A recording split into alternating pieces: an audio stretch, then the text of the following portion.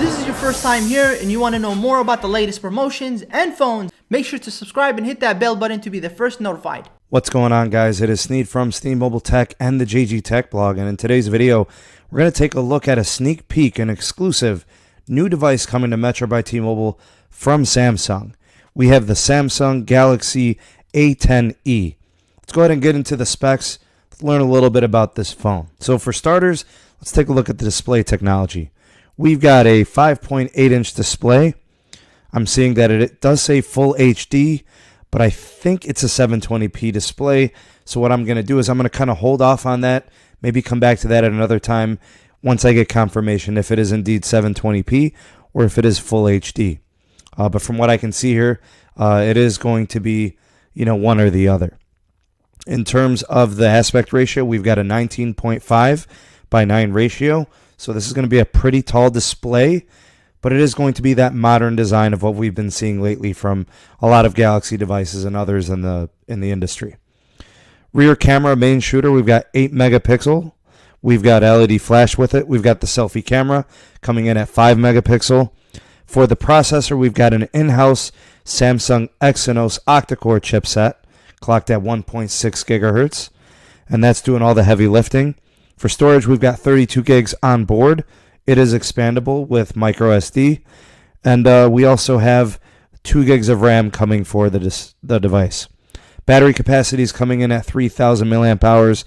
That should be enough to get it through a full day, regardless if it's a 720p or a 1080p display. Should be plenty. In terms of Lte connectivity, you are getting band 71 support, which does get you access to the 600 megahertz frequency for T-Mobile's network, which gives you great expanded LTE coverage and a lot of isolated and expanded type of situations. So if you haven't upgraded to a newer phone on Metro by T-Mobile or T-Mobile in the last couple of years, this should future-proof you and get you covered for expanded LTE. Now for the important part. What do we have in terms of pricing? It's kind of a big piece here. So here's what we're seeing. And I'm going to kind of move up my window here so you guys can see. The Samsung Galaxy A10e is being introduced at a retail price of $170. Nobody's going to really want to pay $170 for this device, I think, based on the specs. But at promo $120, it's obviously probably a better deal there. But even better, with a new line of service, you're getting it for $20.